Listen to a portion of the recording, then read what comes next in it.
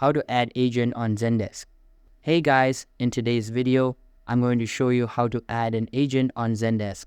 So make sure to watch this video till the end and let's get started. First, open your browser and go to the Zendesk website.